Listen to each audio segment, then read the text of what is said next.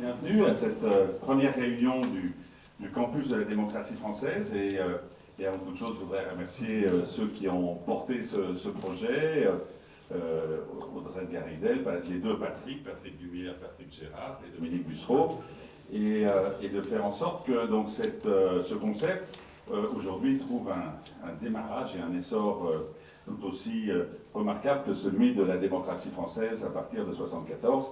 Alors, merci d'avoir répondu nombreux présents ce soir pour ce lancement du campus démocratie française, et qui est lancé donc avec le soutien total de la Fondation Valéry Giscard d'Estaing, que j'ai l'honneur de présider, donc depuis la disparition de son fondateur. Alors, permettez-moi d'abord de rappeler en quelques mots le rôle essentiel, et je salue dans la salle de nombreux administrateurs et administratrices de la Fondation Valéry Giscard d'Estaing. Donc, elle a été créée en 2011 et elle a été reconnue d'utilité publique en 2012.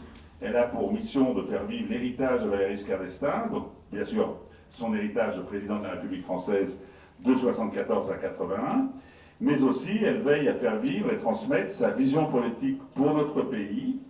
Je pense notamment pour bien sûr les réformes, toutes les réformes qu'il a engagées pendant son septennat, mais aussi tout son engagement au service des collectivités locales françaises, qui est souvent moins connu que son engagement européen. Je rappelle sur le plan des collectivités locales qu'il a été maire de Chamalières, il a été conseiller général, conseiller départemental du Puy-de-Dôme, du canton de Rochefort-Montagne, puis du canton de Chamalières, et il a été président du conseil régional d'Auvergne de 1986 à 2004.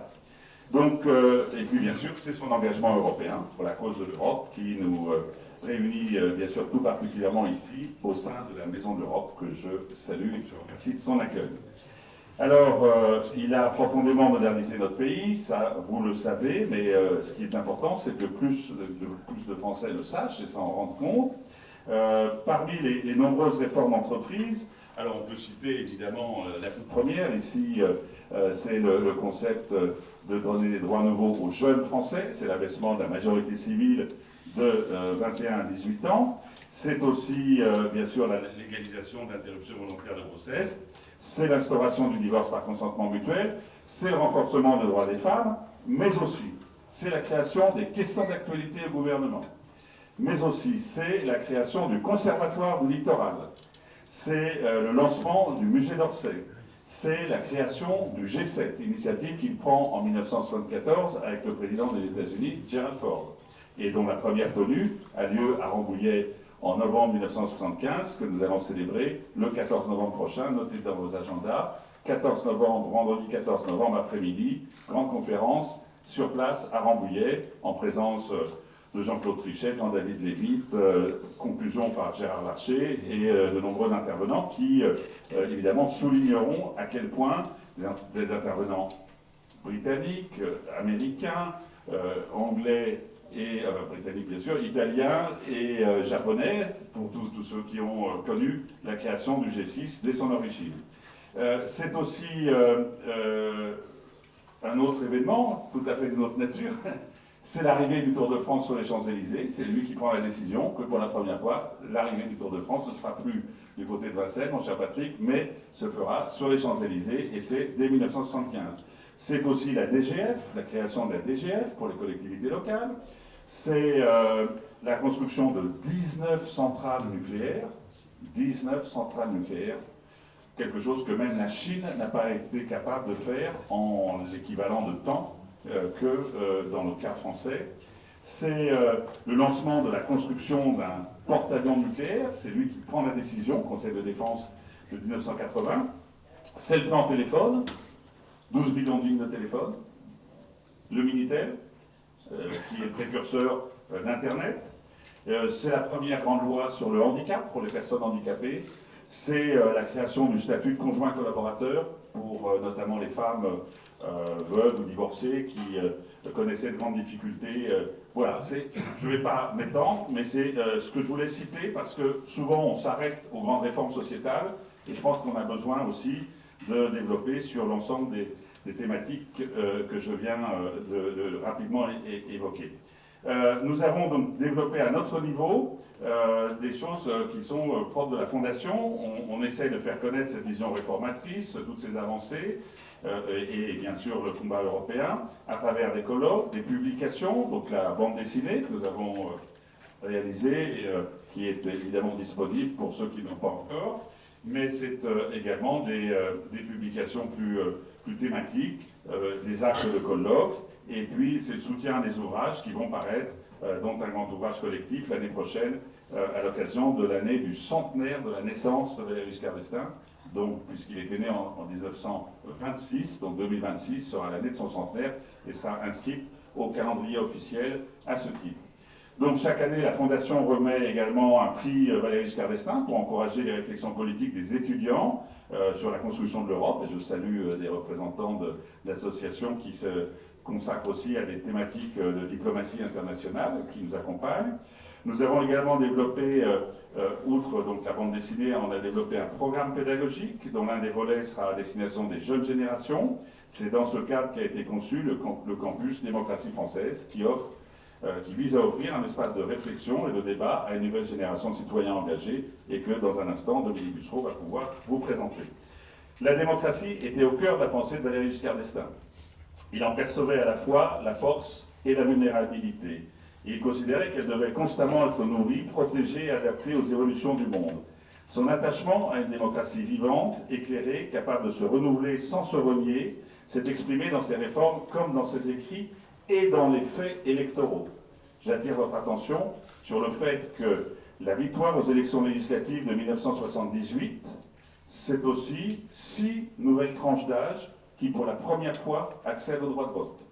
6 nouvelles tranches d'âge qui reconduisent une majorité qui est amplifiée par les candidatures UDF et qui permet de remporter ces élections, dernières élections législatives remportées par un président de la Ve République en exercice, sans avoir à utiliser le droit de dissolution, comme on l'a vu plus récemment. Voilà. Et enfin, je voudrais dire que l'année 2026 donc, marquera le 50e anniversaire de la parution de son ouvrage « Démocratie française ».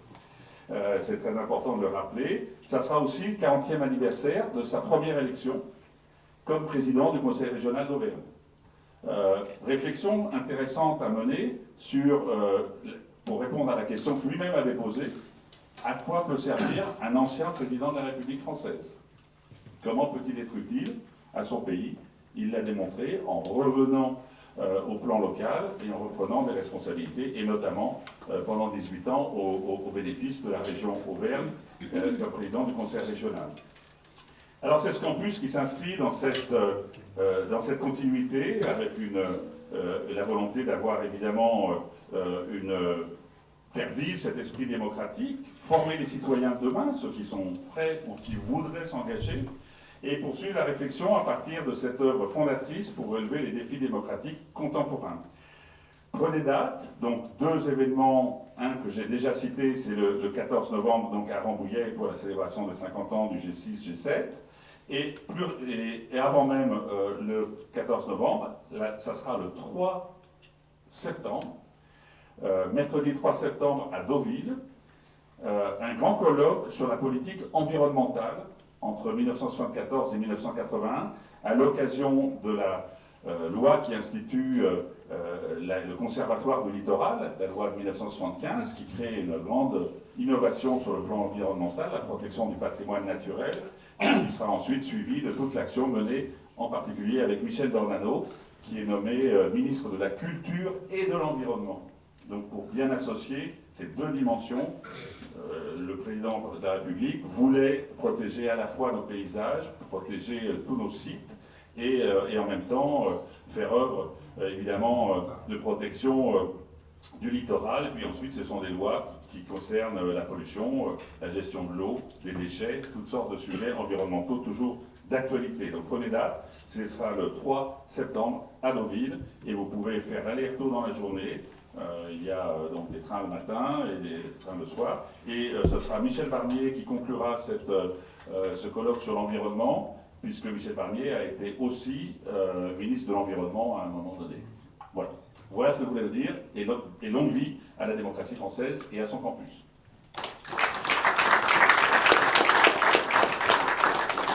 Alors, en complément de ce que Louis vient de vous indiquer, donc il y a quelques mois, presque un an, Patrick Dubière et puis Patrick Gérard sont venus nous parler de l'idée de créer un système de formation.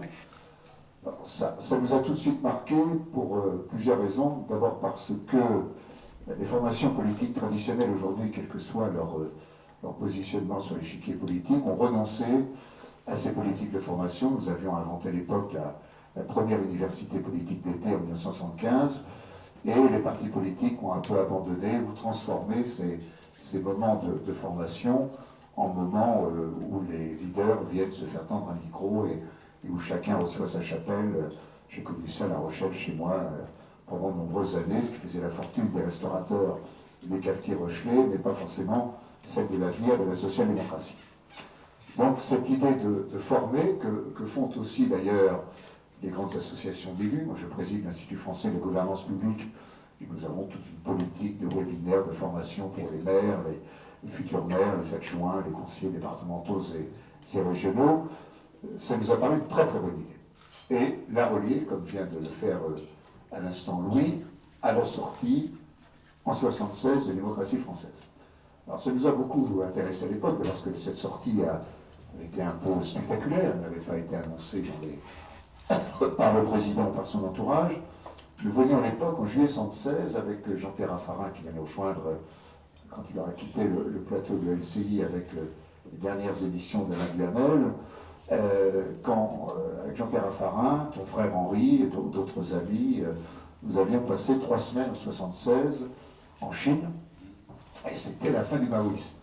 C'est-à-dire que Zhou Enlai était mort en février, Mao lui-même est mort dans la 4e semaine de septembre, et un de ses compagnons de route, le maréchal Chouteux, qui avait un de ses compagnons de route de la reconquête de la Chine, est mort le jour de notre arrivée, ce qui nous a tout de suite mis dans l'ambiance, puisque nous avons été conviés aux obsèques à la cité impériale, et ça nous a permis de serrer la main de la bande des quatre, ce qui était quand même un grand moment de la démocratie.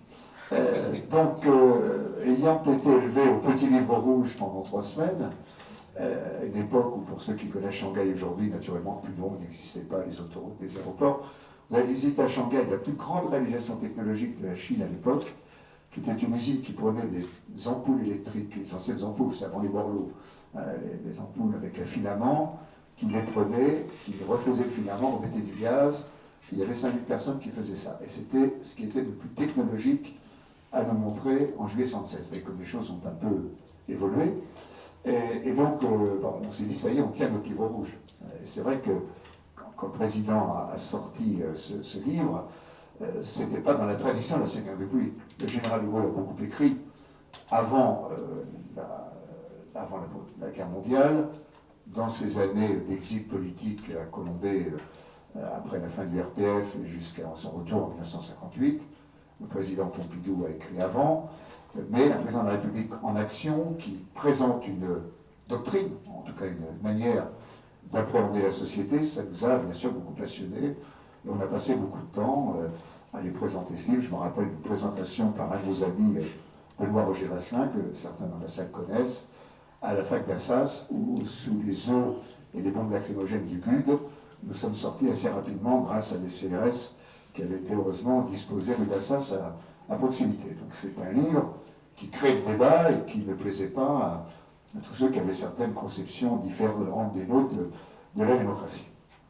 Donc ce livre a existé et aujourd'hui reformé une petite promo de jeunes gens, jeunes femmes intéressées par la vie publique sur des thèmes de réflexion autour de la démocratie très importants. Très important pourquoi? Parce que la démocratie régresse dans le monde. Le totalitarisme existe dans le monde entier. On a même un président américain qui s'y met à sa manière. En Europe aussi, on regarde les derniers résultats d'élections en Europe, en Pologne, en Slovaquie ou ailleurs, sont évidemment très inquiétants. Et même en France, Louis est un élu, un maire, la démocratie locale est compliquée. On va avoir du mal en 2020 dans les 35 500 communes que nous avons encore à trouver partout les candidats. On a beaucoup de mal à dire à un jeune de 30-35 ans qui est en pleine ascension professionnelle, quel que soit son métier, agriculteur, cadre, professeur, consacre du temps, en plus de ton job, de ta famille, de tes enfants, à être maire adjoint, maire d'une commune, etc. Donc il y a un vrai défi de démocratie locale dans un pays qui refuse la décentralisation, pas eu de grandes lois de décentralisation depuis celle que Jean-Pierre Raffarin a fait adopter en 2004 et celle du président Mitterrand. Il faut au moins lui rendre un rare hommage en 1982. Voilà, donc un pays qui ne se décentralise pas et donc la démocratie locale a tendance à partir dans de mauvaises directions. Donc c'est tous ces sujets, Patrick et les deux Patrick vont vous présenter, tous ces sujets autour des valeurs de la démocratie, autour de l'exercice de la démocratie, dans sa dimension européenne. Madame la directrice, merci de nous recevoir, et dans sa dimension française et locale. Et je salue bien sûr la première promo en leur souhaitant une bonne année, et je l'ai le plaisir tout comme lui de les retrouver au cours de webinaires pour évoquer un certain nombre de sujets avec eux, dans lesquels nous serons le moins directifs possible et le plus à leur écoute et ouverts au dialogue. Bonne soirée à toutes et à tous.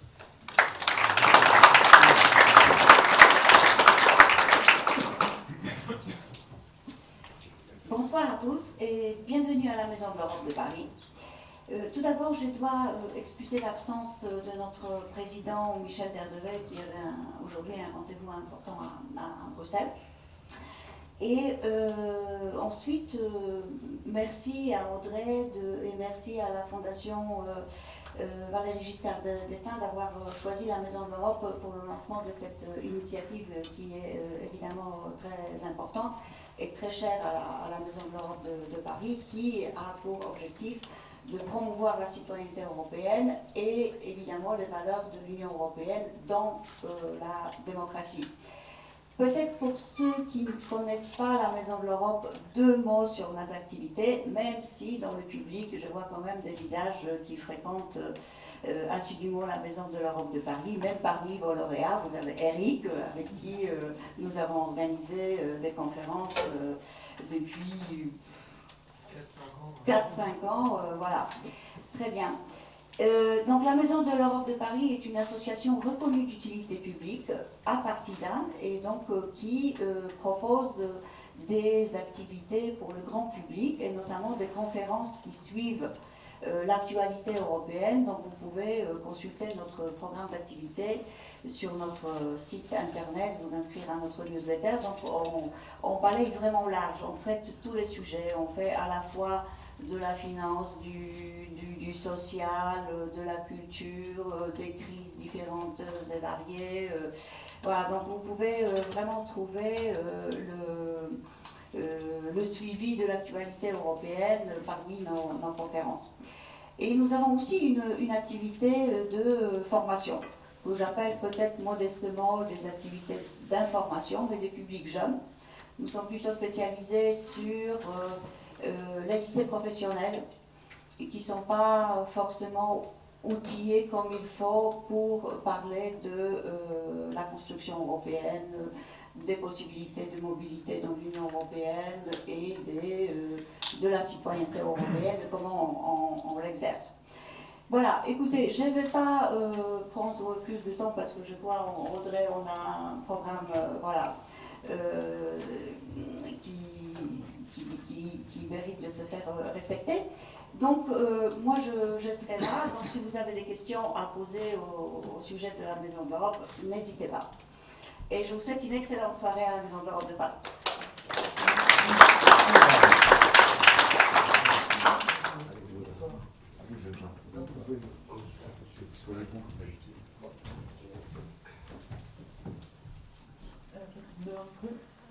Bien, bonsoir à toutes et à tous. Juste quelques mots, parce que beaucoup de choses ont déjà été dites par Louis et par Dominique. Je remercie évidemment Mme Séraphin de nous accueillir ce soir dans ce bel endroit, qui est tout à fait symbolique. Sur ce campus de démocratie française, campus, ça rappelle effectivement un certain nombre d'actions qu'avaient lancées les Giscardiens autrefois, l'université d'été et campus, c'est-à-dire des phénomènes d'été qui, à la rentrée, permettaient à des jeunes de se former, comme l'a dit Dominique tout à l'heure. Et surtout, démocratie française. Démocratie française, c'est ce livre dont vous voyez tout à l'heure la photo, qui avait sorti Valéry Giscard d'Estaing en 1976.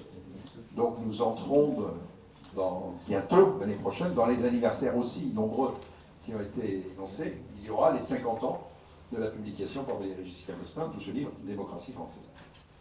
Comme l'ignominique, livre inédit, puisqu'aucun président de la République, ni avant ni après, n'avait jamais écrit un livre pendant son mandat. Mais livre surtout qui venait à un moment où il fallait faire une pause et réfléchir. Faire une pause parce que on avait vécu les 30 glorieuses.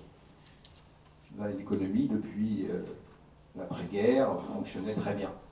La production avait été multipliée par 3, le nombre de bacheliers avait été multiplié par 6, la consommation redémarrait, la baisse de la mortalité infantile était considérable, etc., etc.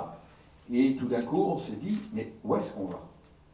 Et Giscard a dit, voilà, je vous propose un diagnostic et un projet. Et il a proposé une vision, où est-ce qu'on conduit le pays, jusqu'où on veut. Le diagnostic, c'était que l'individu avait du mal à trouver des rapports avec cette société qui était très consommatrice et dont on ne voyait pas très bien où elle allait non plus. C'était que les groupes sociaux entre eux étaient très antagonisés.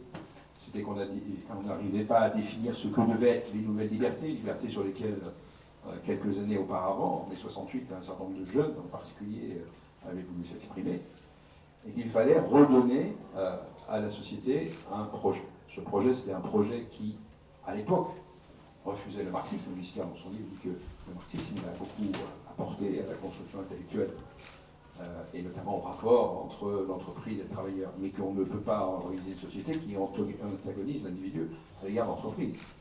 Il y avait le libéralisme, dont Giscard dit aussi qu'il est évidemment beaucoup plus proche de lui, mais qu'il ne peut pas se concentrer uniquement sur l'économie. Il doit être un libéralisme politique, fait de pluralisme, qu'il a montré d'ailleurs dans toutes les réformes qu'a citées. Oui, on pourrait rajouter aussi celle de l'ERTF qui a été démantelée, celle de la suppression des écoutes téléphoniques, etc., qui a été décidée à ce moment-là, la création de la CNIL, la Commission nationale d'informatique et liberté, donc des libertés qui avaient besoin de s'exprimer, qui avaient besoin de ne pas étouffer les initiatives personnelles des Français. Il y avait l'Europe, dont on voyait bien qu'elle devait se construire, et quel était le rapport entre la société et l'Europe, entre les pays et l'Europe, et tout ça, Giscard a essayé de faire avancer, notamment avec cette première mesure, qui est de dire les citoyens ont le droit de s'occuper de l'Europe, et les citoyens ont le droit de s'occuper de l'Europe, ça veut dire les Français éliront directement le Parlement européen, les Français et les autres pays éliront directement le Parlement européen, ce ne sera plus réservé uniquement aux parlementaires des nations qui les composent. Et donc vous voyez qu'à partir d'un diagnostic et d'un projet, il a essayé d'imaginer ce que pouvait être l'avenir du pays sur beaucoup d'autres sujets, y compris l'informatique. Il a recommencé d'ailleurs dans un autre petit livre un peu moins connu, qu'il a fait bien après avoir été président, qui s'appelle Dans 5 ans, en 2000, dans lequel vous avez la description exacte à 99,8% de ce qui se passe aujourd'hui au niveau international. Du rôle de l'islamisme, du rôle de la Russie, tout ça, il avait également écrit. Alors, à partir du fait qu'on a eu la chance d'avoir, avec ce livre, une vision pour le pays, un projet pour le pays, on s'est dit qu'aujourd'hui, on était dans une période un peu pareille, où, on va parler tout à l'heure des prédateurs, qu'il s'agisse des prédateurs nationaux ou des prédateurs internationaux. Qu'est-ce qu'ils amènent, les prédateurs? Ils amènent le chaos. Et donc on est dans un système où tout ce qu'on voit, c'est le chemin vers le chaos. Et donc il nous a semblé qu'à partir des idées de Giscard, à partir de ce qu'il a fait, il était bon que nous réfléchissions ensemble avec un groupe de jeunes qui ont été soigneusement sélectionnés et qui ont entre 20 et 35 ans, et qui sont d'ailleurs appelés à accueillir d'autres, parce qu'il y a encore quelques personnes qu'on accueillera avant l'entrée de l'automne. On s'est dit qu'avec ce groupe de jeunes, qui avaient montré les uns et les autres des capacités de réflexion, un grand intérêt sur la vie politique, il était peut-être temps de réfléchir à proposer des choses et à discuter. Et voilà ce qui est le campus de démocratie française. Il sera organisé autour d'un certain nombre de sessions, qui seront la plupart d'entre elles en visio, ce qui permet à chacun d'y participer depuis là où il est, et donc de ne pas avoir non plus une concentration totalement parisienne, c'est souvent le cas, c'est pas monsieur le ministre de la décentralisation, mais ça permettra au contraire et des mobilités territoriales, ça permettra au contraire de faire participer tout le monde. Et puis, il y aura aussi un travail qu'on va demander à chacun, qui sera pas trop lourd, mais quand même chacun est amené à réfléchir, à proposer et à faire des choses. Et puis à la fin, on délivrera, je crois, c'est un diplôme, un certificat d'ancien membre du campus de démographie française, sous l'égide de la Fondation Giscard d'Estaing. Vous aurez tout ceci. Voilà un petit peu comment ça s'organise. Donc Patrick Lumière, qui est ici, va vous en dire plus. Et puis Audrey, qui est la cheville ouvrière de l'affaire, va vous en dire encore plus. Merci. Merci Patrick d'avoir donné avec précision l'esprit qui gouverne un peu cette initiative, et merci à la Fondation de nous faire confiance, à l'équipe avec Audrey qui a pris ça en main de maître, d'organiser les choses. Merci à Dominique de nourrir nos réflexions, de nous apporter toute son expérience pour pouvoir conduire ceci d'une façon qui, je pense, vous intéressera les uns les autres. J'en suis sûr, parce que nous avons un programme d'intervention de très haut niveau, une exigence de vous apporter à la fois des réflexions et du débat qui permettent d'approfondir les choses. Et si, évidemment, nous avons des références, nous sommes quand même dans l'interrogation sur la situation. On a pris de manière un peu audacieuse le titre à l'heure des prédateurs, parce que effectivement le contexte interroge ceux qui, comme vous, comme nous, sont très attachés, viscéralement attachés, fondamentalement attachés à l'idée démocratique, et qui voient aujourd'hui la situation se défaire. On ne peut pas rester inactif. Or, il y a une chose qui est frappante, on l'a vu dans un sondage récent en France, presque 25-30% de Français n'estiment pas que le régime démocratique est incontournable, indispensable, qu'il n'est que la seule modalité de vie politique pour notre pays. C'est un constat qui est affligeant, et nous ne pouvions pas rester inertes face à ça. D'où cette initiative qui est évidemment un petit caillou sur ce chemin de la réactivité profonde, citoyenne. C'est de commencer, non pas sur le terrain, on en parlera tout à l'heure un peu dans la table ronde, mais des questions institutionnelles, elles sont importantes, elles doivent marquer l'histoire de la démocratie, mais d'aller sur le terrain de la pratique, de la praxis démocratique par le citoyen, autant que par les élus, et par le citoyen. Et il y a là, Hakim El Karaoui nous en parlera tout à l'heure, qui connaît bien un peu la diversité française, il y a là, à mon avis, un sursaut de valeur aujourd'hui qui est à reprendre complètement. De même que l'innovation en matière démocratique devrait être, Dominique qui faisait du genre tout à l'heure, devrait être aujourd'hui beaucoup plus vivante. Donc nous avons une ambition dans ce campus qui se prouvera, je l'espère, d'année en année, qui va se développer, c'est de poser les sujets, c'est vraiment d'aller au fond des valeurs qui composent la démocratie française, telles qu'elles ont pu être posées, j'y reviendrai dans 2 secondes, et puis surtout d'essayer de créer à travers ça une communauté d'acteurs qui ne veut pas assister au détricotage facile et démagogique aujourd'hui de ce qui fait le cœur de notre histoire politique. Bon. Donc on a intitulé un peu cette première promotion « L'esprit démocratique, cela s'apprend ». Je crois qu'effectivement, si la démocratie ne progresse pas, elle régresse. Et ce que nous voudrions ensemble, avec vous, c'est prendre conscience, bien sûr, des effets aujourd'hui de crise interne, de dysfonctionnement interne, Patrick y a fait allusion, mais également à la pression externe prédatrice aujourd'hui. L'idée démocratique, elle n'est pas simplement à défendre, elle est sûrement à reprendre et à être revitalisé dans les années qui viennent dans le monde général, sur la planète, confronté à des enjeux qui sont absolument considérables. Il faut refuser la délégitimation de la démocratie au nom d'un certain relativisme qui voudrait que tous les régimes se valent. C'est un refus de poser les valeurs, notamment celles des droits humains.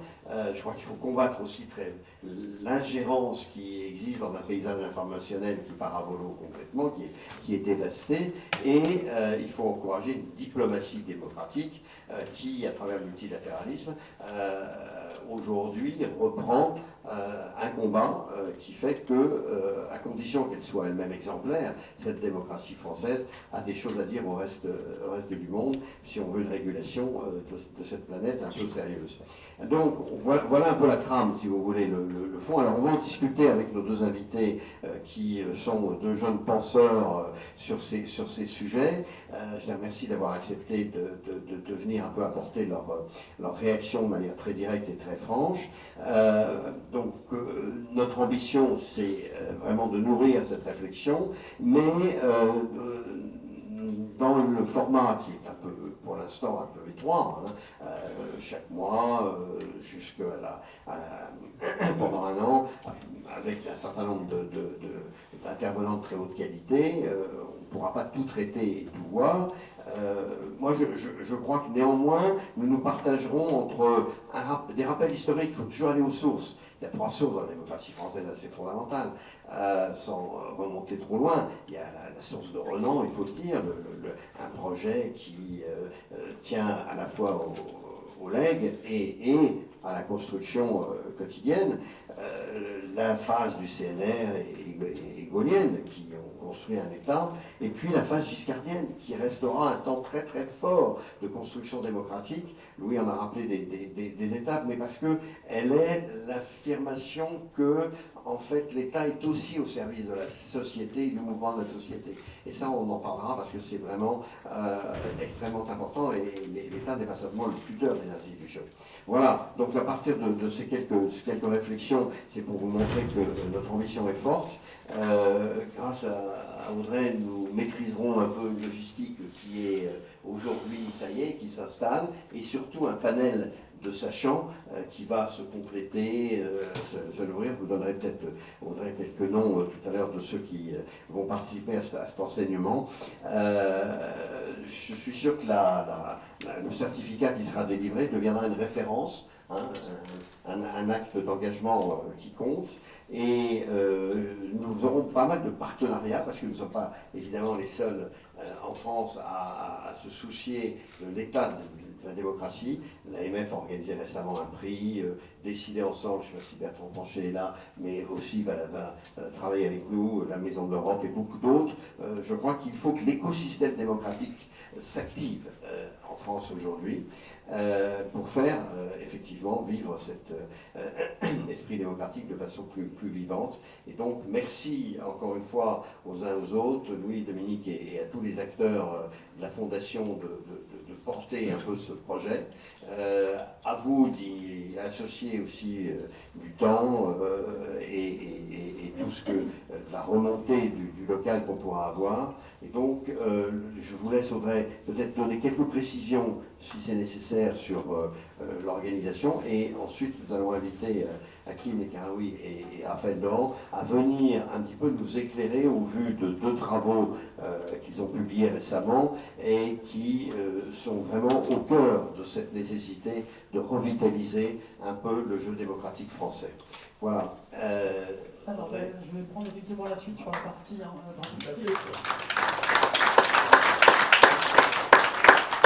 Bravo d'avoir porté cette initiative et de continuer à la porter tous ensemble.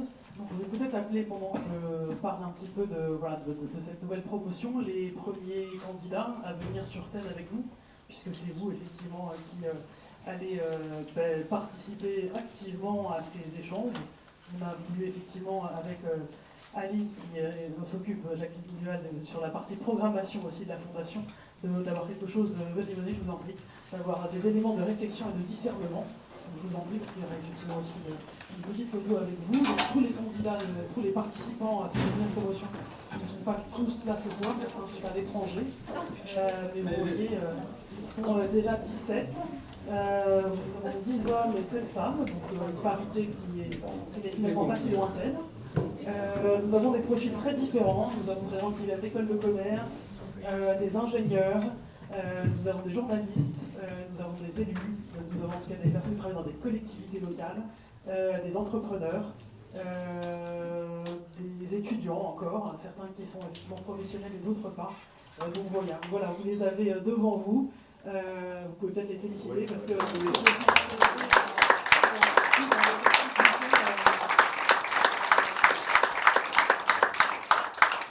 avec assiduité, c'est cette session spécifique, donc sous format effectivement aujourd'hui de webinaire, mais plutôt hybride pour ceux qui pourront être présents. Donc voilà, on a hâte de construire aussi ce programme ensemble, puisqu'en toute humilité, on le fera aussi grâce à vous et avec vous, pour que ce soit un espace d'échange, de réflexion et de débat qui peut manquer évidemment dans la société actuelle. Merci. Je vous laisse peut-être du coup vous rasseoir. Évidemment, la température commence à monter.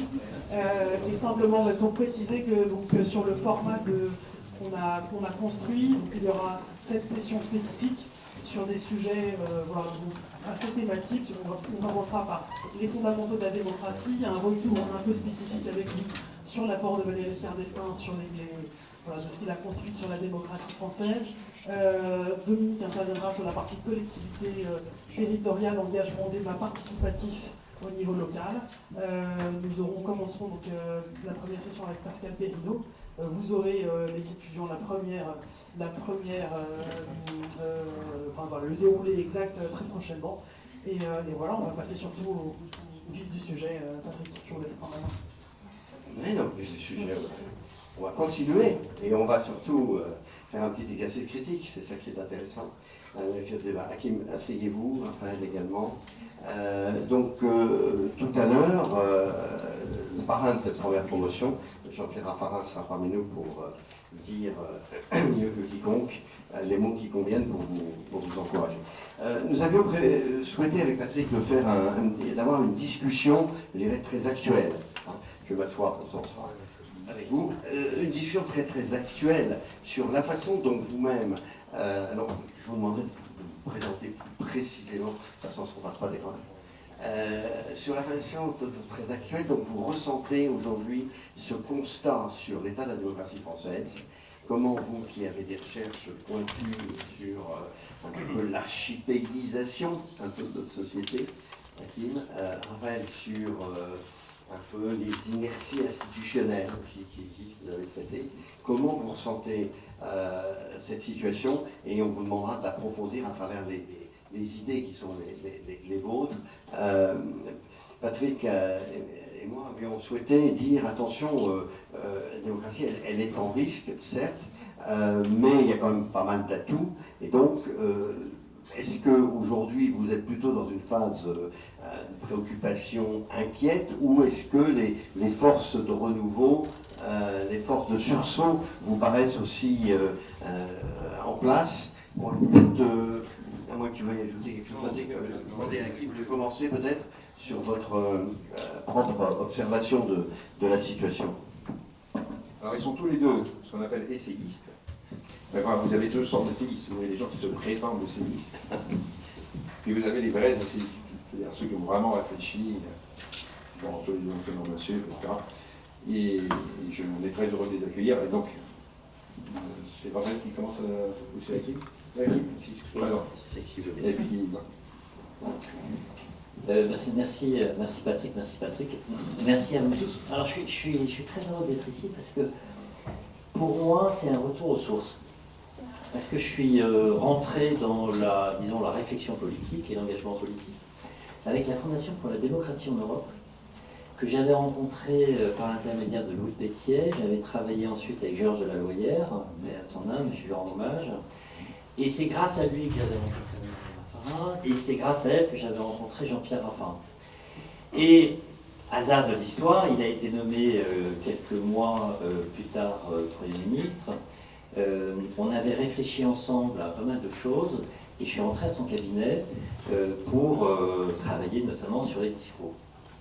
Donc j'ai vu en 3 ans, j'ai travaillé avec Nicolas Jacquet, qui était chef de cabinet, et j'ai eu la chance en 3 ans de me former très vite à, disons, la compréhension de l'action publique, parce qu'à Matignon, on voit pas tout, mais presque, et le rôle du conseiller qui écrit des discours, c'est à la fois de comprendre ce qui se passe, et puis surtout essayer de le traduire dans la langue du Premier ministre, parce que l'administration est faite de telle manière qu'elle veut imposer son langage, et le Premier ministre, il veut imposer le sien. D'ailleurs, il arrive.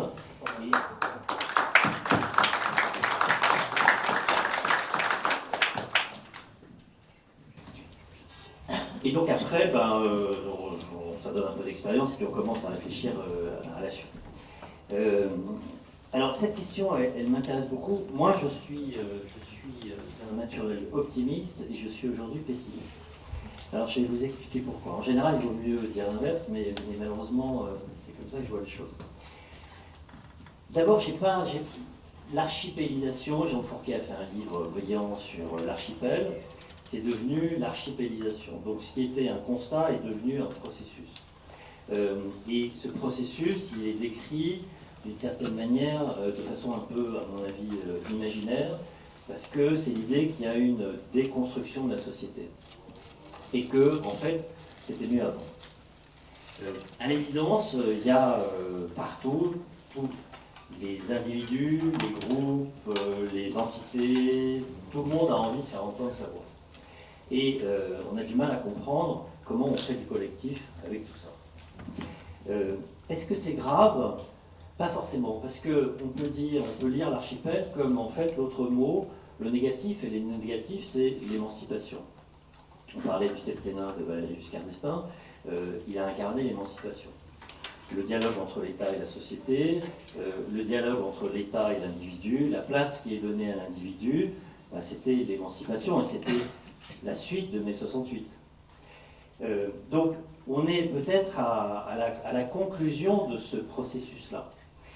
On a fini l'émancipation. Évidemment, il y a toujours beaucoup à faire, mais si on veut être positif, on peut se dire qu'on a fini l'émancipation.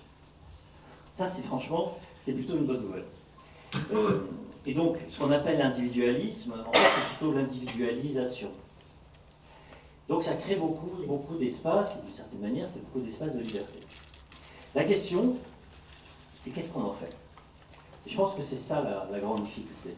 Chacun veut se faire entendre, chacun veut être spécifique, chacun veut être... Regardez par exemple le phénomène du tatouage. Moi, c'est un phénomène très intéressant, très générationnel.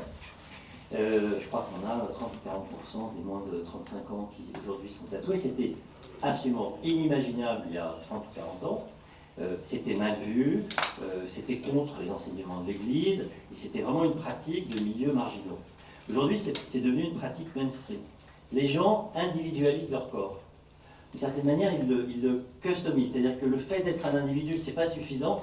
C'est un individu qui doit agir sur lui-même. Donc on est d'une certaine manière au bout de la liberté. Et je ne crois pas que les réponses qui consistent à dire ni c'était mieux avant, ni on va vous enfermer dans un cadre identitaire contraint, je ne crois pas que ces réponses aient beaucoup d'avenir. J'ai entendu Bruno Retailleau il y a 10 jours dans le JDD disant tout ça c'est la faute de mai 68. D'une certaine manière c'est vrai, mais on ne reviendra pas avant mai 68. C'est-à-dire qu'on ne reviendra pas à avant l'émancipation des femmes. On ne reviendra pas à un cadre où la religion organisait tout. On ne reviendra pas à un cadre où le système social primait sur le système de l'individu. On peut peut-être le regretter, mais c'est une grande erreur de croire qu'on peut revenir en arrière. Et de l'autre côté, il faut prendre évidemment garde à ne pas enfermer les individus dans des identités qui seraient des identités construites, imposées, intersectionnelles. C'est ça l'autisme. Il n'y a plus que des identités et les individus sont prisonniers de leur identité. Le problème, c'est que comme l'individu ne crée pas du collectif, il y a d'un côté la volonté d'un retour à l'ordre, et c'est ça la tentation réactionnaire.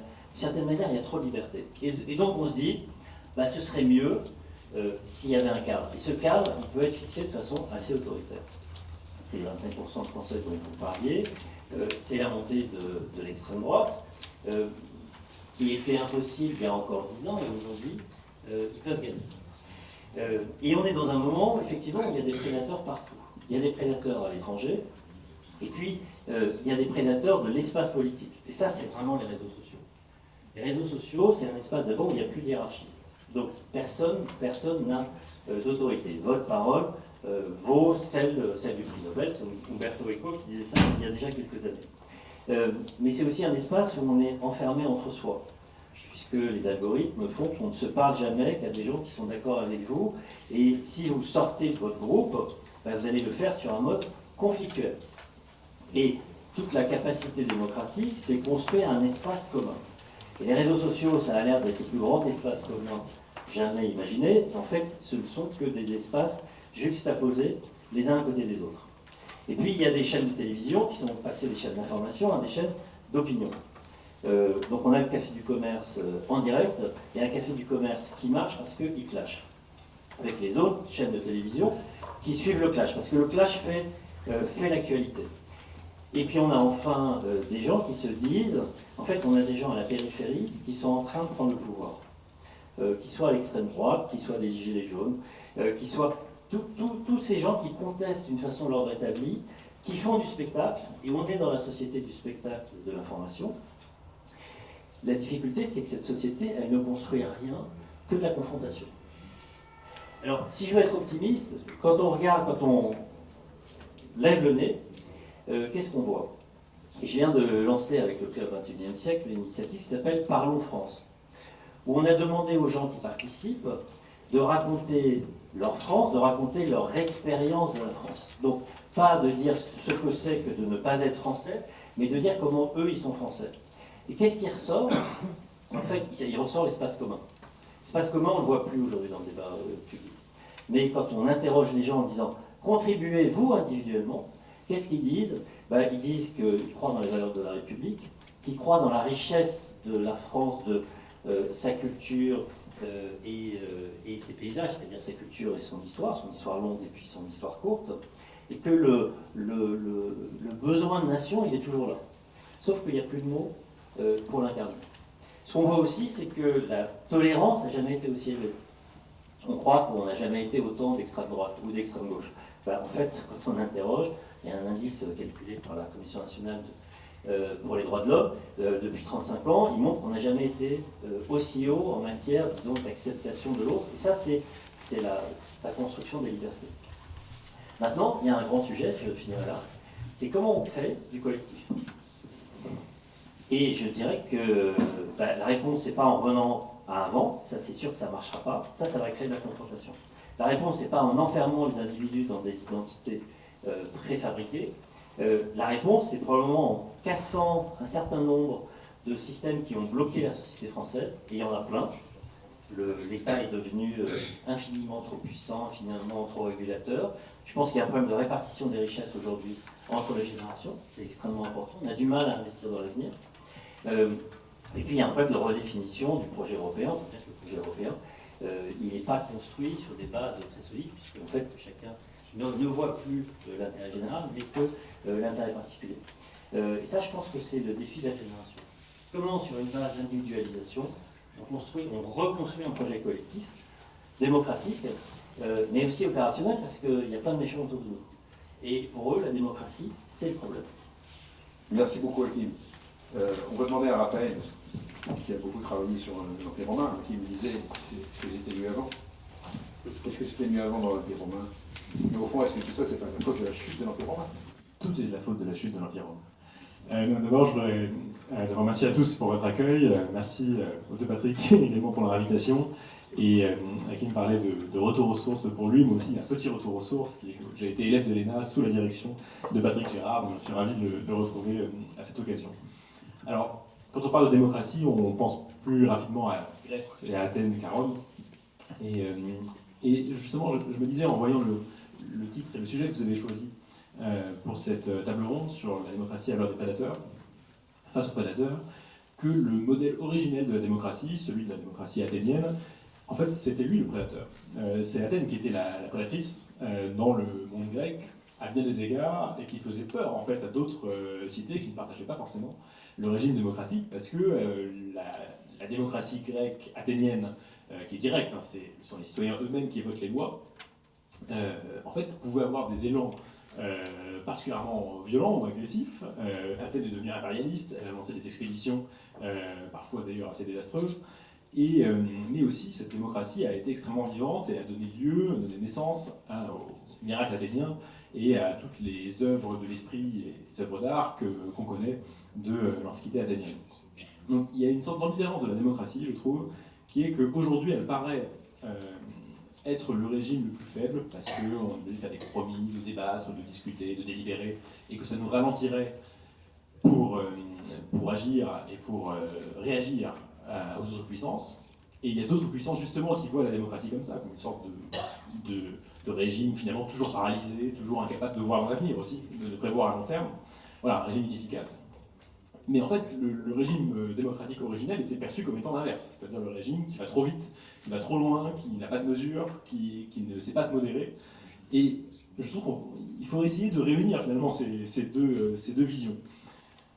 Je pense qu'aujourd'hui, si on a cette vision de la démocratie, c'est à cause d'un problème dans ce que Pierre-Henri Tavoileau avait décrit dans un livre qui s'appelle « La puissance de gouverner ». C'est aussi que on a fini par faire évoluer la démocratie sous l'influence du libéralisme philosophique depuis le XIXe siècle vers une notion qui inclut à la fois la protection des libertés, dont on a parlé, qui m'a parlé, les contre-pouvoirs, la séparation des pouvoirs également, qui sont tous des concepts qui finalement ne sont pas inhérents au régime démocratique originel, antique, puisque la séparation des pouvoirs, quand Montesquieu en parle, il ne voit pas ça comme quelque chose de fondamentalement démocratique. Il pense que c'est une bonne chose pour un État, pour un régime, d'avoir cette séparation des pouvoirs, quelle que soit sa forme, que ce soit une monarchie d'ailleurs ou une démocratie.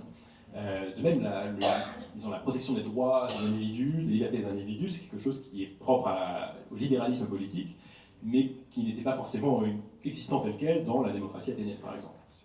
Donc, le grand défi, c'est de réussir à unir finalement la vigueur et la puissance d'agir qu'il y a dans la démocratie, parce qu'elle repose sur la majorité, et donc la légitimité immense que ça donne quand on prend une décision, et quand les citoyens l'adoptent directement, parce que là, personne ne peut la remettre en question, et de la combiner avec les acquis du libéralisme politique et philosophique, en réussissant à faire en sorte que les deux ne se contredisent pas, ce qui n'est pas toujours facile, en fait. C'est ça la grande question.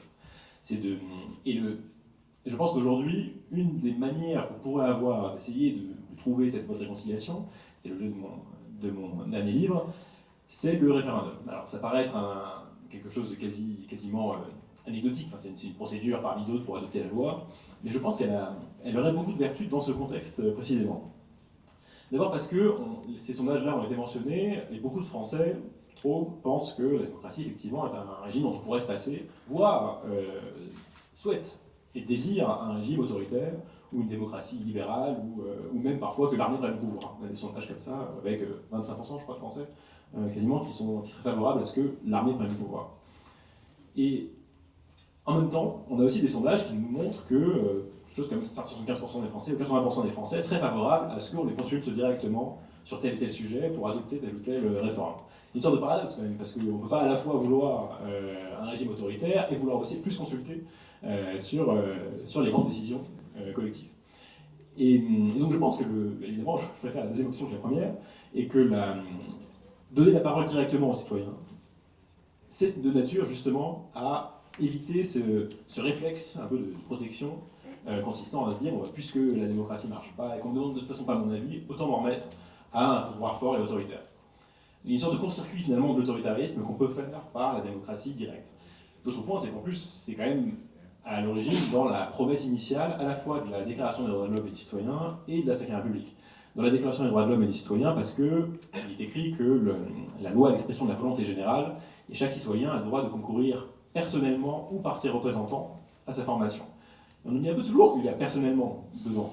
Les représentants, finalement, c'est même secondaire, c'est subsidiaire dans cette formulation de la Déclaration des droits de l'homme. Or, ça fait quand même assez longtemps, et bon, il fait 20 ans qu'on n'a pas eu de référendum, mais même avant, il n'y en avait pas si souvent que ça non plus. Et dans la Constitution de la Cinquième République, il est également mentionné, la voie d'adoption des lois par le Parlement ou par le référendum sont mis en fait sur le même plan. Donc aujourd'hui, il y a clairement, et on le voit aussi dans les sondages, une sorte de manque de cette deuxième jambe du pilier de la démocratie française telle qu'elle avait été conçue par le général de Gaulle, mais qui en fait remonte à plus loin et même à l'héritage de Condorcet qui avait lui aussi envisagé une démocratie plus directe. Il ne s'agit pas, je parlais d'Athènes tout à l'heure, il ne s'agit pas évidemment d'adopter le modèle athénien tel quel, parce que c'est matériellement impossible, mais de renforcer le pilier propre de démocratie directe dans un régime qui est finalement mixte, qui prend un peu, on est souvent à la monarchie avec le président de la République, un peu à une sorte d'aristocratie avec même la haute fonction publique dans un certain sens, et à la démocratie directement par la voie du référendum. Donc je pense qu'il y a ici quelque chose à faire pour essayer de conjurer les tentations autoritaires qui me semblent tout à fait évidemment une erreur absolue, parce que, on a des acquis humains et individuels à faire valoir, je suis tout à fait d'accord avec ce qu'a dit Aki Bekaroui, et deux, parce qu'en plus ce ne serait même pas une bonne solution en termes d'efficacité, parce que je ne crois pas que les régimes autoritaires sont en fait plus efficaces que la véritable démocratie, mais ça on pourra peut-être en parler. Merci pour ces constats très lumineux. Est-ce que vous ne pensez pas, dans un deuxième temps de notre conversation, que c'est notre préoccupation dans ce campus, que néanmoins, on est un peu victime du consumérisme, c'est-à-dire que le citoyen aussi est consommateur, et il attend, il vit la démocratie, il vit comme un marché dans lequel, en fait, il vient puiser ses satisfactions attendues. Et est-ce que ce serait un peu notre souhait, donc, est-ce qu'on ne peut pas attendre aujourd'hui d'une démocratie plus d'exigence à l'égard de l'individu en le remettant en face de sa responsabilité, car la démocratie, ce n'est pas simplement une méthode, c'est une fin en soi.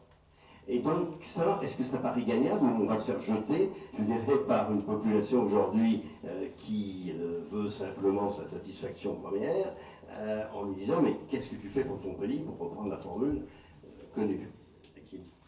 C'est tout le sujet, c'est qu'est-ce qui aujourd'hui dépasse l'individu. Tant qu'il n'y a rien, l'individu consomme parce qu'il considère qu'il est la mesure de toute chose, qu'il est la fin de toute chose. Et que la politique, c'est la satisfaction des besoins, des désirs de l'individu. Et les gens ne comprennent pas d'ailleurs qu'on ne soit pas à leur service immédiatement, partout, tout le temps. Mais on n'y arrivera pas si on ne réinstaure pas quelque chose qui les dépasse. Alors c'est vrai qu'avant, il y en avait. Avant, il y avait l'Église, avant, il y avait l'ordre social, avant, il y avait l'armée, d'une certaine manière, avant, etc. Mais tout ça a disparu sous l'effet de l'émancipation individuelle. Et aujourd'hui, il faut reconstruire. La question, c'est qu'on ne pourra pas le reconstruire d'une façon autoritaire, verticale, même si c'est tentant, même si les individus, d'une certaine manière, le demandent. Parce qu'ils vont le demander, et dans le même temps, ils vont le refuser.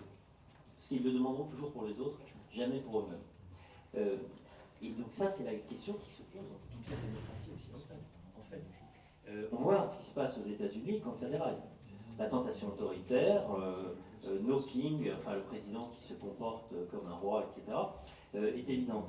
Nous, en Europe, on a une forme de tempérance, on a une forme, disons, d'inscription culturelle dans peut-être le plus long terme, mais on est aussi moins puissant, du coup moins tenté d'utiliser des outils autoritaires, mais on n'a pas la réponse. Et franchement, il est million le quart. Parce qu'il y a plein de gens qui ont la réponse. La réponse, c'est l'autorité, c'est la confrontation. Dans le monde, on voit, regardez ce qui se passe au Proche-Orient, que la réponse, c'est plus la diplomatie, mais c'est la guerre. C'est toujours tentant de faire la guerre. Ça permet aussi d'unir les sociétés. Et en Occident, et singulièrement en France, où il y a cette idée de liberté qui est inscrite au cœur du projet politique, on n'a pas la réponse sur qu'est-ce qui nous dépasse. Je pense que le rôle du politique aujourd'hui, c'est d'expliquer ce qui nous dépasse. Peut-être qu'on va être contraint par la guerre, ça c'est la Russie, par le changement climatique, parce que, en fait, on va dire le jeu est fini, et puis aussi par les confrontations internes, qui est, moi, ma grande angoisse. Raphaël, vous êtes d'accord ? Je suis assez d'accord, mais j'ajouterais qu'il y a aussi la question de la légitimité, à la fois de la responsabilité de chaque individu et la légitimité du régime. En un certain sens, les régimes non démocratiques ont le même problème. La Chine, par exemple, a évidemment profité, le régime chinois a pu subsister si longtemps alors qu'il n'est pas démocratique par le fait qu'il y avait des succès économiques qui ont permis aussi de porter et de montrer que ce régime marchait en un sens, que ça apportait quelque chose aux citoyens.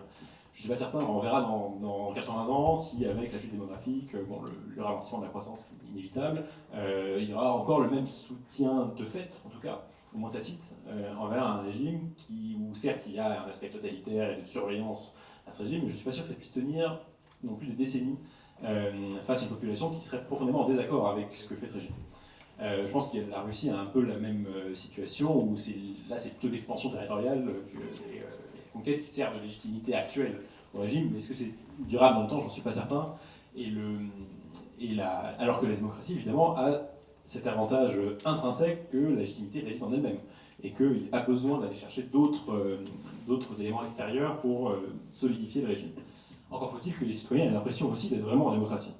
Et je pense qu'une des choses qui fait que beaucoup de citoyens se désintéressent de la vie politique ou de ne plus y participer, ou le font sous un mode conservatoire, comme vous le disiez, c'est aussi qu'il y a un vrai décalage entre les opinions idéologiques et politiques des citoyens, des électeurs, et ceux des partis dans leur ensemble. Là aussi, on voit dans les sondages, c'est toujours assez intéressant dans les enquêtes d'opinion, quand on voit la proximité partisane des répondants au sondage sur telle ou telle question. Par exemple, une grande majorité des électeurs de la France insoumise seraient hostiles à l'idée de nationaliser des entreprises clés de l'économie, alors que c'est une partie du programme de la France insoumise, par exemple. Il y a beaucoup d'autres... une grande partie des électeurs, une très large majorité des Français, sont très favorables à l'euthanasie, alors même que la classe politique est beaucoup plus divisée, par exemple. Il y a beaucoup de cas comme ça, et bon, je ne vais pas faire la liste, où on voit que même au niveau d'un seul parti, de ses élus, de ses militants, de ses électeurs, en fait, il y a un vrai décalage à chaque niveau, dans la manière de percevoir le monde, dans la manière de percevoir l'action politique. Et naturellement, ça n'incite pas forcément à participer beaucoup. Après, il y a une autre question qui est celle de la participation locale, où là, c'est là où la responsabilité peut être la plus évidente, probablement pour les citoyens. Et là aussi, la lisibilité de l'action n'est pas forcément très claire, et surtout, je crois que ça a été rappelé tout à l'heure, la difficulté de s'engager personnellement pour beaucoup de citoyens, notamment actifs, crée un véritable obstacle. C'est-à-dire qu'il y a de plus en plus de retraités qui occupent les conseils municipaux, parce que c'est les seuls qui ont physiquement en fait, vraiment le temps d'y consacrer leur soirée, leur journée, leur week-end.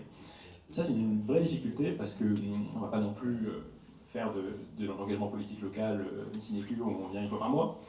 Mais je pense qu'il y a quelque chose à reprendre ici, il y a une sorte de table rase à faire sur les fonctions, les instances de la démocratie locale, pour faire en sorte que justement ça devienne beaucoup plus attractif que ça n'est aujourd'hui, et notamment pour les actifs, en fait, qui sont ceux qui sont les moins représentés, je pense, dans les élus locaux. Merci beaucoup, Hakim et Raphaël. Vous nous avez fait qu'une petite introduction à notre sujet, il faudrait naturellement prolonger. Mais il y a une grande règle de la démocratie française bien organisée, c'est de respecter les horaires. Et comme on va respecter les horaires, et on le fera à chacun des webinaires, eh bien, je donne la parole avec plaisir au parrain de cette première promotion du Campus Démocratie Française, Jean-Pierre Raffarin, ancien Premier ministre, qui est là.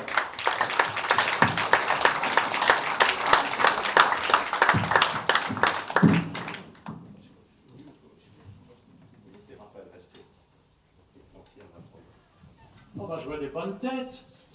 Vous avez entendu des discours tout à fait inspirants, même si sur la Chine on a d'autres petits mots à discuter. Hakim, j'étais heureux de retrouver sa pensée toujours vive et structurée. Merci beaucoup. Moi, je voudrais vous dire que fondamentalement, notre démocratie aujourd'hui, elle a besoin un peu de cette inspiration giscardienne, parce que qu'est-ce que le leadership? Le leadership, au fond, c'est la capacité de créer des leaders. Et que sont les leaders? Leaders, d'abord, ce sont des personnes qui incarnent. L'incarnation, une idée, pour être comprise, a besoin d'être incarnée. Les dîners qui arrivent par PowerPoint, des idées lointaines, des idées qui ne sont pas incarnées, sont en général peu convaincantes. Donc, un leader est une personne qui incarne une force motrice. Il faut dégager une force, il faut dégager une perspective, il faut entraîner les gens. Un grand philosophe que vous n'avez pas encore cité de notre XXe siècle, Johnny Hallyday, disait qu'on me donne l'envie d'avoir envie. Bon, fondamentalement, un leader, ça dégage quelque chose. Mais le fond de l'affaire, c'est que le leader rend compatible une destination et un chemin. C'est ça où les choses sont fondamentales. Il n'y a pas de leader sans projet, il n'y a pas de leader sans perspective, il n'y a pas de leader sans horizon. Et aujourd'hui, pourquoi voit-on nos sociétés aussi délabrées, souvent très conflictuelles? Parce qu'il n'y a pas de perspective. S'il n'y a pas de vivre ensemble, c'est parce qu'il n'y a pas de perspective. Les vivre ensemble ne sont jamais sur les mesures. Les mesures divisent. Vous voulez des trottoirs, je vais vous donner des trottoirs. Ah oui, mais moi j'ai mon trottoir devant chez moi. Trottoir. Non, c'est la sécurité dans la ville. Là, vous avez mais vous aurez l'accord sur la sécurité dans la ville. Et après, vous parlerez des trottoirs. Mais si la promesse c'est le trottoir, vous n'irez pas loin. La question, c'est la destination, c'est le projet, c'est la perspective. Et là, l'exemple de Giscard est quand même très important. Parce que chef d'État, il a écrit ce qu'était sa destination, démocratie française. Il a pris le soin d'écrire noir sur blanc ce qu'était sa perspective. Alors, on peut discuter, la société de communication peut discuter beaucoup de ces projets dans démocratie française. Mais il y a cette volonté de définir la pensée avant l'action, de construire l'architecture avant les murs. Et donc, il y a cette capacité-là, aujourd'hui, à réfléchir sur la démocratie française et nos démocraties. Au fond, je suis un peu moins optimiste parfois que Raphaël, même si j'ai beaucoup apprécié son intervention. Mais sur le fond des choses, les démocraties, ça va quand même pas fort. Voilà, 50 ans que je fais de la politique, je n'ai jamais assisté à une réunion entre démocraties pour dire comment allons-nous nous inspirer des unes des autres. Comment allons-nous nous renforcer, nos démocraties. La seule fois où on a parlé de front des démocraties, c'était Joe Biden dans sa campagne qui a proposé la création du Front des démocraties. Et quand il l'a réuni, il n'y avait qu'un seul sujet à l'ordre du jour, contre la Chine. En fait, on peut discuter contre ou pour la Chine, mais on peut en tout cas se dire qu'aujourd'hui, ce dont les démocraties ont besoin, c'est d'une réflexion pour elles-mêmes, pour se renforcer, pour répondre aux interrogations des électeurs. Parce que quand vous élisez, nous, peuple français, si fiers de nous-mêmes, nous élisons des maires à 30%, c'est-à-dire que nous construisons un régime politique qui est chargé de plaire et de correspondre aux aspirations du citoyen, et le citoyen n'y participe pas. C'est donc l'échec de la politique. Quand la démocratie, aujourd'hui, ne fonctionne pas, il y a toujours, quand le cheval trébuche, un cavalier qui est responsable. C'est le politique qui est responsable. Et aujourd'hui, on voit bien qu'en Angleterre, ça ne va pas fort, en Allemagne, ça ne va pas fort, en Italie, ça ne va pas fort, en France, ça va mal. Et aux États-Unis, chef-lieu de nos démocraties, on voit aussi les difficultés que nous avons.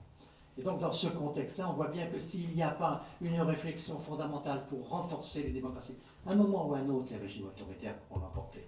Parce que les régimes autoritaires, ils ont quelquefois des supports culturels. Je suis complètement d'accord sur l'autorité en Chine. Peut-être qu'un jour, ça bougera. Ils connaîtront sans doute des difficultés, mais qui ne connaîtra pas des difficultés? Est-ce que les États-Unis ne vont pas connaître des difficultés? Est-ce que nous-mêmes n'aurons pas des difficultés? Mais ce qui est quand même très important, c'est qu'ils sont des supports culturels. C'est qu'à partir du moment où chez eux le groupe est plus fort que la personne et que la personne n'est pas forcément la valeur, on aura toujours des difficultés avec elle parce que chez nous c'est la personne. La personne est plus importante que le groupe. Chez eux le groupe est plus important que la personne. Et nous, on aime bien les rebelles. Je me souviens de ma jeunesse, j'avais fait une campagne précédente de la région Poitou-Charentes, La Rochelle, la rebelle. Les Chinois trouvent que le rebelle il est coupable. Chez nous le rebelle c'est un héros. Nous, l'unité n'est pas une valeur absolue, on fait l'unité pour gagner un match de football, on fait l'unité pour quelque chose, on fait l'unité pour obtenir un résultat. Pour eux, c'est une valeur absolue. Qui divise est coupable. Le groupe est fort. Et donc, il s'appuie, le régime autoritaire, sur ces logiques à la famille, l'entreprise, le parti, tous ces groupes qui génèrent des forces et qui charpentent. Et nous ne travaillons pas ni avec les États-Unis, qui ont leur démocratie tout à fait en difficulté aujourd'hui, on ne travaille pas sur comment améliorer, comment avoir 80% de participation aux élections. C'est ça le paramètre, c'est que le citoyen participe aux institutions qu'on a créées avec lui et pour lui. Et donc là, je crois que cette démarche que Giscard sur la démocratie française, elle mérite d'inspirer aujourd'hui tous ceux qui veulent inventer la démocratie de demain. Et ça, c'est un sujet international, parce qu'il faut le faire avec tous nos frères démocrates. Parce que, au fond, comparer la démocratie allemande et la démocratie française, c'est pas si simple, c'est jamais fait. Quand vous comparez avec la démocratie israélienne, et si vous regardez un peu le problème de la proportionnelle, vous verrez que les démocraties ont des natures très différentes. Est-ce que vous connaissez bien la démocratie japonaise? Il a fallu que Carlos Ghosn nous explique la justice au Japon pour qu'on comprenne un peu comment ça marchait. Et la démocratie coréenne, est-ce qu'on la connaît? Et pourtant, ils sont capables de mettre leur président en prison. La nécessité de développer la démocratie, d'avoir cette perspective, cette destination qui doit conduire sur nos chemins. Et donc, ça, c'est le point pour lequel ce campus me paraît avoir une vraie mission pour essayer de générer des leaders. Mais ce qu'il faut pour la destination, la réflexion pour la démocratie de nos rêves, il faut aussi y passer pour le chemin. Et sur le chemin, il y a beaucoup de réflexions à mener. Et aujourd'hui, on voit que, grosso modo, dans nos territoires démocratiques, il y a deux chemins principaux. Il y a le chemin de la radicalisation et le chemin du rassemblement. La radicalisation, c'est de naturellement voir aussi les défauts de la démocratie et de se dire on n'a pas besoin de tout le monde. Si on a 15% de gens qui sont capables d'aller occuper le Congrès américain, on aura la force qu'il faut. Et on n'a pas besoin que vous soyez complètement convaincus sur tout. L'essentiel, c'est que vous soyez convaincus sur le principal. Oh, je vous ai promis que l'eau de Javel était le meilleur médicament contre le Covid. Vous n'êtes pas obligé de me croire là-dessus. L'essentiel, c'est que vous me croyez, que vous croyez à ma force de provocation, à ma capacité d'entraînement. C'est au fond ça, la radicalisation. Soyons pas nombreux, constituons un petit groupe. Mais alors là, on y va à fond, les gars. Hein. Puis on ne se pose pas de questions, on se suit. Hein. Un fil indien, on est organisé, chacun à sa place, et on y va. Et on n'a pas besoin, je vous assure, avec ces masses populaires molles, on va pouvoir l'emporter, on l'emportera par notre énergie, par notre mobilisation. La radicalisation, au fond, ça conduit aujourd'hui à cette... On ne vous demande pas d'avoir un projet, on vous demande de suivre votre leader, votre chef, on vous demande d'être le supporter, comme le plus mauvais des supporters du PSG ou de Marseille, c'est-à-dire d'être complètement brutal dans votre supporting. Et donc, il y a quelque chose là qui est très important, c'est qu'au fond, on voit bien que cette méthode-là, elle est en train de gagner en Europe, elle gagne partout dans le monde, et qu'au fond, on est dans ces logiques-là, ou partout. Parce que ce n'est pas un problème que français, on a plein de défauts, il y a plein de problèmes français, mais on voit bien que le problème est partout. Et donc ce chemin-là qu'il faut définir sur la démocratie, il faut voir comment on peut rétablir un peu l'idée de rassemblement, l'idée de compromis, l'idée de diplomatie, l'idée de négociation, l'idée de respect de l'autre, tout ceci quand même est essentiel à l'idée de la démocratie. Et dans ce chemin, il faut réapprendre un peu tout cela, parce que si on continue à considérer que celui qui ne pense pas comme nous était l'adversaire, celui-là qu'il faut le terrasser, eh bien nous aurons toujours des stratégies de radicalisation, parce que la logique du terrassement sera toujours supérieure à la logique du rassemblement. Mais aujourd'hui, le compromis n'est pas un mot à la mode, le consensus n'est pas un mot à la mode, et pourtant on aurait bien besoin de consensus aujourd'hui. Regardez combien ce monde est divisé. Regardez combien, par exemple, une idée aujourd'hui est consensus dans toute la jeunesse du monde entier, cette idée de défendre la planète.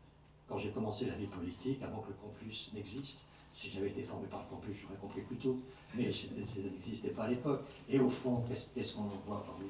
On voit qu'il y a que la planète est un objet politique. Ça, de mon temps, ce n'était pas du tout un objet politique, on parlait un peu de la Lune qu'il fallait conquérir. Mais aujourd'hui, partout, les jeunes sortent dans les rues pour défendre la planète, à Bangalore, à Shanghai, même à Chasseneuil-du-Poitou et ailleurs. On voit qu'il y a cette capacité aujourd'hui à se mobiliser, à avoir des consensus dans la jeunesse mondiale. Et donc là, il y a des points d'appui qui sont des points, si ce n'est de rassemblement, du moins de convergence. Et donc il faut les chercher partout où on peut rassembler sur des idées partagées. Le vivre ensemble, tout le sens commun, tout ce que disait tout à l'heure, qui est très juste, il faut aller chercher tout ça. Mais il y a des choses qui existent, il faut aller les chercher, il faut aller les jardiner, il faut les mettre en commun. Parce qu'il faut apprendre les gens à parler ensemble.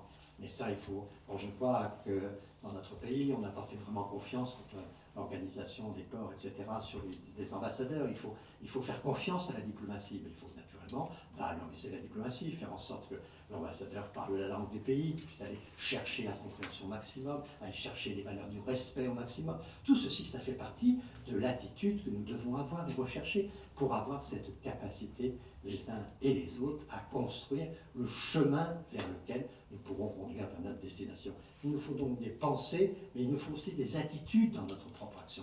Et c'est, je crois, un des éléments où Giscard aussi était très important, car dans la démocratie française, il nous propose, les 2 Français sur 3, cette volonté de réagir en créant aujourd'hui des forces qui peuvent être des forces motrices pour nos sociétés. Alors bien sûr, le 2 Français sur 3, aujourd'hui, nous sommes là avec 2 extrêmes contre 1. Donc nous sommes dans une situation pathologique où le système ne marche pas. Mais l'idée qui est derrière, c'est chercher à rassembler, chercher à convaincre, chercher à faire en sorte que celui qui est différent puisse aussi être avec nous. Et c'est un sujet qui va se poser pour beaucoup de gens, pour ceux qui refuseront l'extrême gauche au présidentiel ou qui refuseront l'extrême droite. Il y a un moment, il faudra qu'ils se disent qu'entre M. Attal, M. Philippe et M. Retailleau, il faudra peut-être qu'ils s'organisent, parce que s'il n'y en a pas un, on aura un extrême pour diriger le pays. Donc on voit bien que ces idées-là de compatibilité, de compréhension, de respect, de construction des rassemblements, il ne faut pas avoir honte du rassemblement, il ne faut pas avoir honte de l'union, il ne faut pas avoir honte d'un certain nombre de sujets qu'on veut nous présenter comme ringards aujourd'hui. Parce que le reste, ça conduit à la tension, ça conduit à la violence. Et si nos sociétés aujourd'hui sont aussi violentes, c'est parce qu'il n'y a plus de respect des uns et des autres. Vous savez, la guerre et la violence sont des sœurs jumelles. Au fond, l'une et l'autre pensent à la destruction de l'autre. Et au contraire, nous qui sommes des démocrates, qui croyons à la valeur humaine, qui croyons à la personne humaine, ce qui est dans notre propre culture, nous voulons que cette personne humaine soit connectée aux autres et ne soit pas en rivalité sur les autres et ne trouve pas sa force, son énergie dans le combat, mais au contraire dans le rassemblement, dans la perspective. Voilà pourquoi cette initiative, qu'elle soit pour la destination, qu'elle soit pour le chemin, me paraît très importante. Car au fond, ce que nous voulons, c'est des gens qui soient capables d'avoir une perspective, de savoir où ils vont, et en même temps de pouvoir construire une action, une force qui va et qui sait où elle va. Voilà ce que nous souhaitons pour notre pays. Et c'est pour ça que cette initiative nous paraît juste, nous paraît dans le temps, dans l'air du temps, où il nous faut donner cette capacité à générer ces forces motrices qui nous conduiront vers ces perspectives qui, au total, peuvent se définir par un mot, la paix. Je vous remercie.